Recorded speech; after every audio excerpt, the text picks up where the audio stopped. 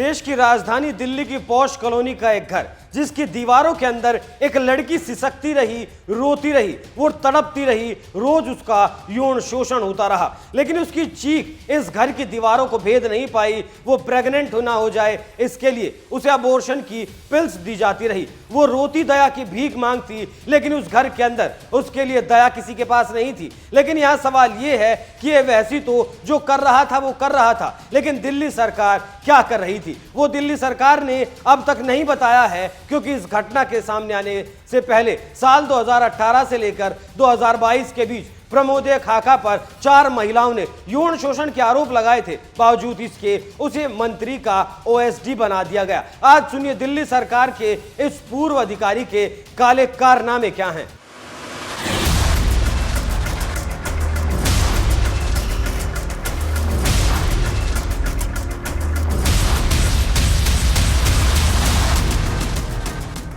अब तक इससे पहले खाका पर 4 महिलाओं ने यौन उत्पीड़न के मामले दर्ज करवाए हैं। उसमें से 2 मामले अभी भी दिल्ली के हाईकोर्ट में पेंडिंग हैं और उन पर सुनवाई होनी है। आरोप यहां तक है कि मामला दर्ज कराने के बाद खाका ने उन महिलाओं को धमकियां तक भी दी और दिल्ली सरकार पर आरोप है कि सरकार ने खाका का पक्ष लिया था। हिंदुस्तान टाइम्स की एक रिपोर्ट के मुताबिक खाका के खिलाफ यौन शोषण की ये शिकायतें किंग्सवे कैंप स्थित सेवा कुटीर में चल रही मेंटल हेल्थ यूनिट की 4 महिलाओं ने दर्ज करवाई थी। उस वक्त खाका यहां सुपरिटेंडेंट के पद पर तैनात था। शिकायतकर्ता महिलाएं यहां एक एनजीओ के माध्यम से कॉन्ट्रैक्ट पर काम करती थी। इसमें 2 पीड़िताएं काउंसलर, एक मनोवैज्ञानिक और एक लीगल सेल में काम किया करती थी। इन शिकायतों के बारे में खाका के वकील उमाशंकर गौतम को भी कुछ नहीं पता था, ऐसा उमाशंकर का कहना है। जब ये नए मामले सामने आए तो वकील ने भी उस पर हैरानी जाहिर की। इन मामलों में से एक मामले की सुनवाई 26 सितंबर 2023 को होनी है,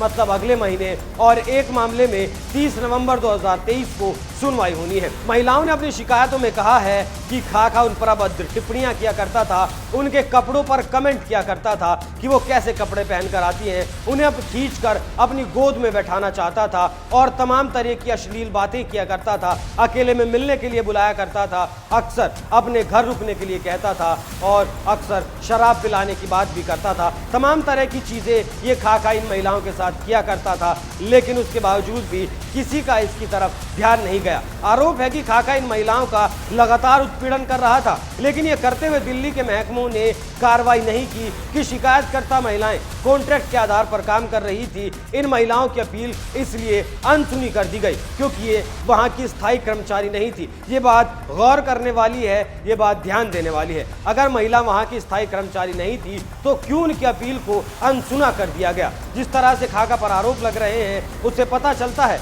कि खाका मानसिक तौर पर आदतन उत्पीड़क है। इतना ही नहीं, हाईकोर्ट से दिल्ली सरकार को निर्देश दिया गया था कि खाका पर लगे आरोप बेहद गंभीर हैं। उनका ट्रांसफर किसी ऐसी जगह किया जाए जहां वो आम जनता के संपर्क में ना आ सके। उसके खिलाफ लगे आरोपों की जांच कराई जाए। आरोपी का ट्रांसफर तो कर दिया गया, लेकिन कार्रवाई के नाम पर कुछ नहीं किया गया। ये तो रहे पहले मामले। अब आप सुनिए कि कैसे दिल्ली सरकार का दुलारा बना रहा। जो नाबालिग का मामला सामने आया है उसमें 13 अगस्त को एफआईआर दर्ज की गई थी, लेकिन उसकी गिरफ्तारी 21 अगस्त को की गई। हालांकि दोनों पति पत्नियों को अदालत में पेश कर 14 दिन की न्यायिक हिरासत में भेज दिया गया है। और इसी बीच खाका के वकील ने दावा भी किया है कि खाका की 20 साल पहले नसबंदी हो चुकी है। हो सकता है दावा इसलिए किया गया हो क्योंकि अगर नसबंदी की बात सच कर दी जाती है तो लड़की को झूठा ठहराया जा सकता है, या फिर ये दावा कोर्ट को गुमराह करने के लिए भी किया गया हो सकता है। कुछ खबरों के मुताबिक ऐसा भी कहा जा रहा है कि खाका भागने की फिराक में था।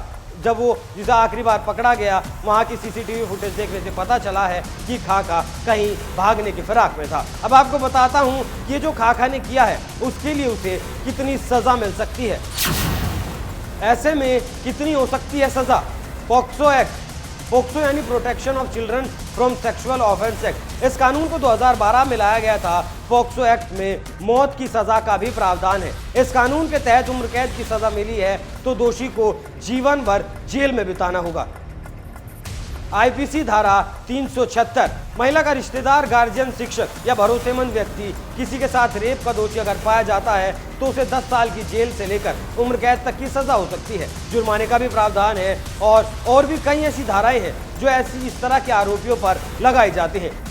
अब यहाँ सवाल ये है, जब खाका पर कई गंभीर मामले यौन उत्पीड़न के दर्ज थे तो उसे उस वक्त निलंबित क्यों नहीं किया गया और जांच क्यों नहीं करवाई गई, और तो मंत्री जी का ओएसडी क्यों बना दिया गया? कोर्ट के आदेश पर ध्यान क्यों नहीं दिया गया? क्योंकि कोर्ट के आदेश की धज्जियां उड़ाई गई थी। 16 मई 2019 को दोबारा से, इससे पहले भी एक बार जांच के आदेश दिए गए थे और इस तारीख को एक बार फिर से इसके खिलाफ जांच करने के लिए कहा गया था। ये लेटर भी दिल्ली हाईकोर्ट के जुवेनाइल जस्टिस द्वारा भेजा गया था 2019 तक उस मामले में जो जांच हुई थी। लेकिन बार बार कोर्ट की तरफ से लेटर भेजने के बाद भी विभाग सोया रहा और हद तो तब हो जाती है जब इतनी शिकायतों के बाद भी मंत्री को ओएसडी से बना दिया जाता है। आरोप ये है कि उसे डिप्टी डायरेक्टर बनाए जाने के लिए भी वरिष्ठों की अनदेखी की गई। जाते जाते आपको एक बार पूरा मामला भी बता दूं, पीड़िता के साथ ये सब तब हुआ जब वो सिर्फ 14 साल की थी। कोरोना में पिता के मरने के बाद लड़की का मन बदलने के लिए उसे खाका के घर भेज दिया गया,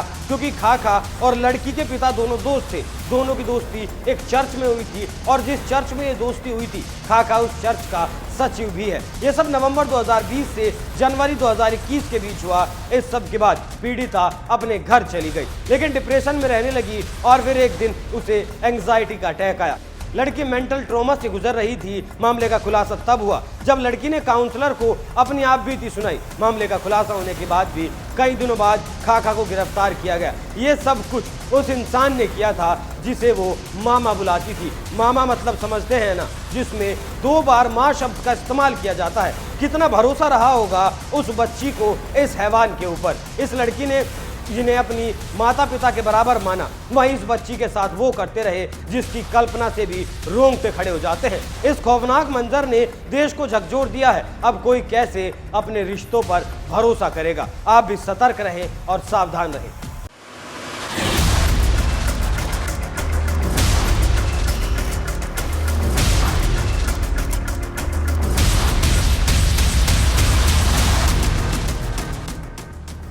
नॉर्थ डिस्ट्रिक्ट के हमारे बुराड़ी थाने में ये मामला है। ये हमारे पास 12 तारीख के आसपास आया था, जब ये नाबालिग लड़की जो कि 17 साल के उम्र की है, ये इसके फादर की डेथ हुई थी लड़की के 2020 में अक्टूबर में। फिर घर में क्योंकि सिचुएशन थोड़ी ग्लूमी थी तो इन्होंने अपने जो लोकल इनके फैमिली फ्रेंड ही हैं एक, जो हमारे इस केस में अभी अक्यूज्ड हैं, उनके घर में लड़की को भेज दिया। ये 9th क्लास में उस समय पढ़ती थी। ये जो लड़की है ये शी सबमिट्स ऑफ नाउ कि उस साल 2020 में नवंबर दिसंबर और फिर 21 में जनवरी में इसके साथ गलत काम जो है इसके वही लोकल गार्डियन जो थे उन्होंने किया है। उसके बाद में इसने अपनी आंटी को, जो उनकी वाइफ को बताया, तो उन्होंने इसको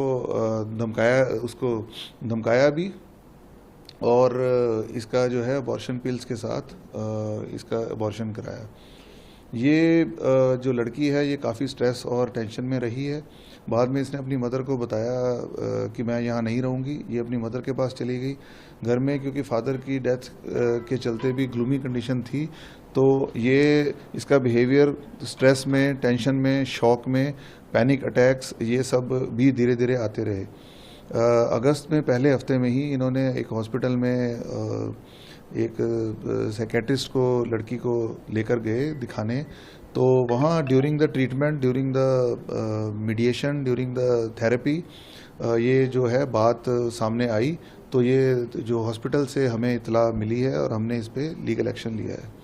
सब्सिक्वेंटली जो मैजिस्ट्रेट का स्टेटमेंट होता है उसके लिए हमने जब रिक्वेस्ट डाली अगले ही दिन, तो डॉक्टर हैड एडवाइज्ड कि अभी the girl is not fit for giving a proper statement, तो कुछ दिन बाद वो बताएंगे। आज हम फिर परस्यू कर रहे हैं और सब्सिक्वेंटली जो है further course of action will be decided. Sir, अब बच्ची की हालत कैसी है? बच्ची आज स्टेबल है जी।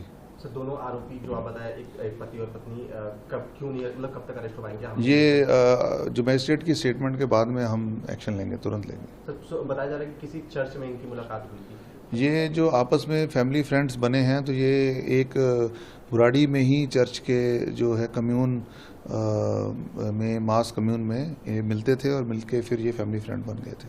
सर, आरोपी का प्रोफाइल क्या है? जो आरोपी हैं वो सरकारी अफसर हैं। ये डिप्टी डायरेक्टर हैं गवर्नमेंट ऑफ एनसीटी में।